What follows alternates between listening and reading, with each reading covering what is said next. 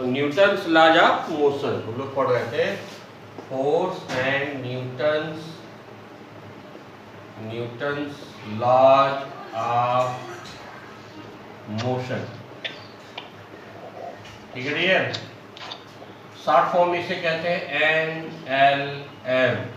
Inter में पढ़ेंगे तो बहुत लंबा चैप्टर है, बहुत मजेदार चैप्टर है, बहुत सारे न्यूमेरिकल्स है।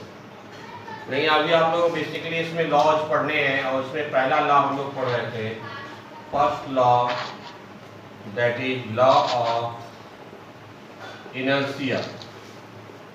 Law of inertia, law of inertia क्या कहता है भाई, कि यदि कोई बॉडी अगर रेस्ट पर है तो रेस्ट पर रहना चाहती है जब तक कि एक्सटर्नल फोर्स जीरो।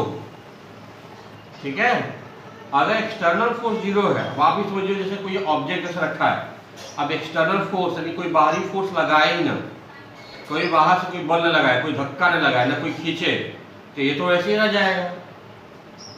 इसी तरह यदि कोई बंदा या कोई ऑब्जेक्ट ही मान लो मोशन में है, मान लो 20 मीटर पर सेकेंड से मूव कर रहा है, और इस पे हमारा कोई भी एक्सटर्नल फोर्स ना हो, तो ये ऐसे ही दौड़ता रहेगा। अब आप लोग कहेंगे नहीं सर ऐसा नहीं होता, हम लोग इसको धक्का देते हैं, अगर ये चलने लगा कुछ देर बाद अपने आप रुक जाता है। वो क्यों रुक जाता है? क्योंकि सरफेस से उसे क्या मिलता है? फ्रिक्शन, एक घर्षण मिलता है, फ्रिक्शन मिलता है जो अपोज करता है, इस वजह से रुकता है। अगर ये सरफेस में ना हो, फ्रिक्शन ना हो, ठीक है, तो लगातार चलता जाएगा। अब जैसे आप लोग, हमने कल कहा था कि अगर आप लोग साइकिल चलाओ तो पहला पॉडल मारने में सबसे अधिक कठिन लगता है। क्यों? क्योंकि सबसे अधिक फोर्स लगेगा, क्योंकि साइकिल रेस्ट पर था, आप मोशन पे ला रहे हो तो आपको उस समय सबसे अधिक फोर्स लगाना पड़ेगा, क्योंकि आप उसके स्टेट को चेंज कर रहे हो, आप उसके रेस्ट को मोशन में ला रहे हैं। इसलिए जो है उस पर सबसे अधिक उसमें क्या लगेगा? फोर्स लगेगा, बल लगेगा। ठीक है, लेकिन साइकिल एक बार चलना शुरू हो गया तो वो फिर मोशन में ही रहना चाहेगा, वो रेस्ट में नहीं आना चाहिएगा। और ये जो इनर्शिया है, ये इनर्शिया किसके ऊपर डिपेंड करता है? मास पर। ये किस पर डिपेंड करता है? मास पर करता है। अब इसको हम लोग प्रूव भी कर सकते हैं, लेकिन इसको प्रूव करेंगे जब तीनों लॉ हम लोग पढ़ लेंगे तब। इसको नोट करिए फटाक से।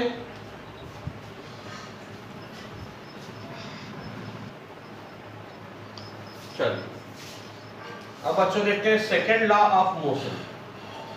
Second law of motion, second law क्या कहता है मोशन का?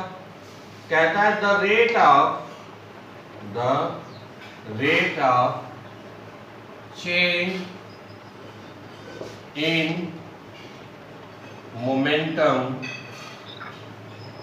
Is called force.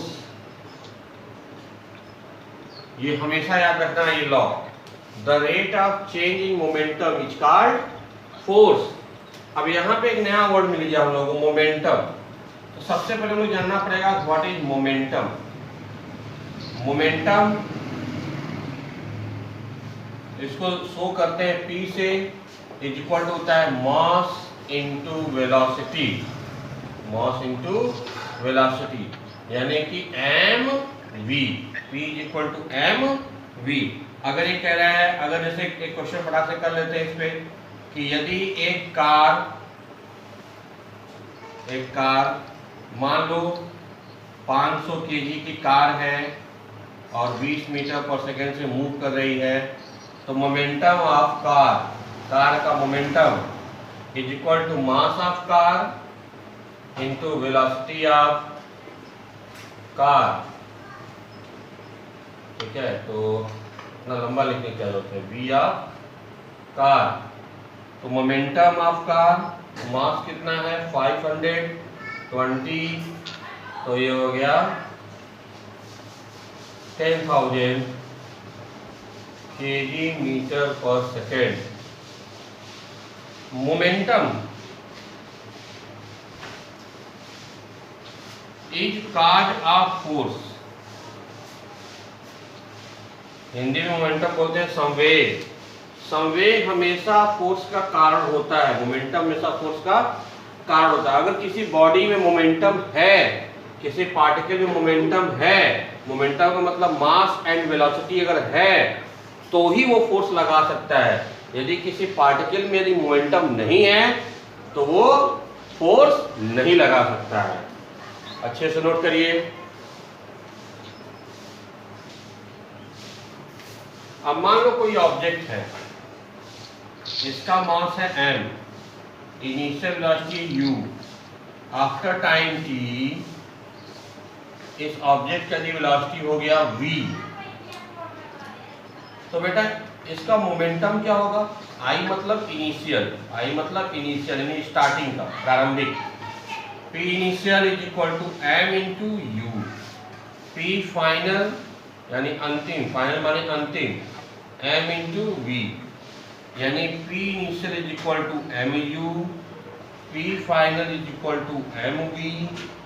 तो चेंज इन मोमेंटम कितना हुआ? चेंज इन मोमेंटम, मोमेंटम में कितना अंतर हुआ भाई? चेंज का मतलब होता है डेल्टा पी, डेल्टा का मतलब होता है चेंज। इसके पहले चैप्टर में आपको बताए थे कि डेल्टा मतलब क्या होता है? चेंज। और जहां भी डेल्टा आ जाए चेंज का मतलब क्या होता है कि फाइनल माइनस इनिशियल, इसे बोलते हैं डेल्टा। डेल्टा का मतलब होता है चेंज।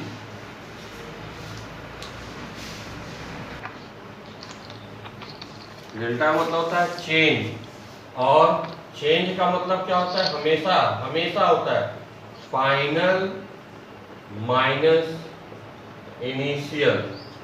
तो फाइनल माइनस इनिशियल। अब rate of change in momentum हमारा क्या होगा? Rate of change in momentum यानी delta P by delta T. Rate का मतलब टाइम रेट, यानी P final minus P initial by कितना टाइम लगा है? T। और rate of change in momentum को ही क्या बोलते हैं हम? फोर्स। डेफिनेशन क्या बोल रहा है? Force. Rate of change in momentum is called force. Delta P by delta T is equal to P final minus P initial by T। अब इधर देख लीजिए, यानी F is equal to P final की वैल्यू कितनी है? mv। P initial की value कितनी है? mu। mv minus mu upon T। m common ले लीजिए, m कॉमन ले लीजिए तो हो जाएगा v minus u by T. अब फर्स्ट इक्वेशन ऑफ मोशन क्या बताता है कि v minus u by T क्या होता है? a। Since a is equal to क्या होता है? v minus u by T, यानी F is equal to mass into acceleration, that is formula of force. तो सेकेंड लॉ से हमें क्या मिलता है? फोर्स का formula, force is equal to mass into acceleration. बहुत important formula, force is equal to mass into acceleration. ये मिलता है किससे? सेकेंड लॉ ऑफ मोशन से। कई बुक्स में गलती लिख देते हैं, कई टीचर्स भी गलत बताते हैं कि second law of motion is equal to क्या होता है? F is equal to ma। गलत बात, ये नहीं होता। सेकेंड लॉ होता है the rate of change in momentum is called force. ये सेकेंड लॉ है। F is equal to ma, ये सेकेंड लॉ से रिजल्ट निकला है, ये फॉर्मूला निकला है फोर्स का इस सेकेंड लॉ से। सेकेंड लॉ हमारा क्या होता है? The rate of change in momentum is called force. यानी फॉर्मूले के रूप में लिखा जाए तो F is equal to delta P by delta T।